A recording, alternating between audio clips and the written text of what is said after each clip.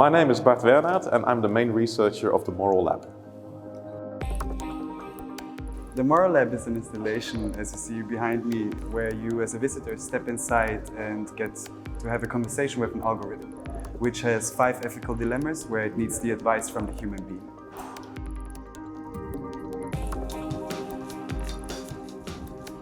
We want to research how people would want machines to behave ethically towards them. So we have built a fake algorithm that's called Main, and she has no idea what ethics is. And we want the visitors basically to program her in ethics. So she challenges you to tell her, instruct her basically what to do in 5 particular ethical situations.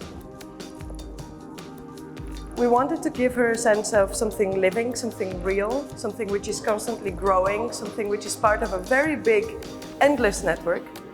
And at one point you don't know, you cannot see inside this cable. And I think that you start wondering what happens behind it.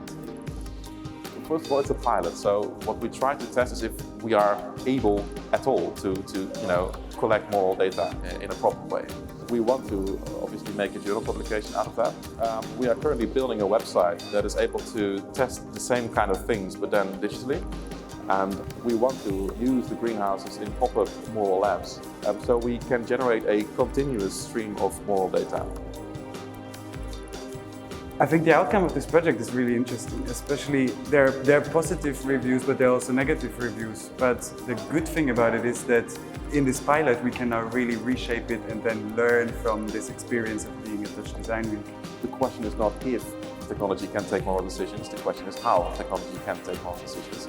And some are frightened by it, some walk away, some are really intrigued and are very interested, so it kind of triggers something, and that's really a good thing. It's urgent that we do more of this, that we expand, that we focus on other topics, because there were a lot of people who want to give their opinion on these topics. Clearly, we have touched a nerve and we have to explore it further.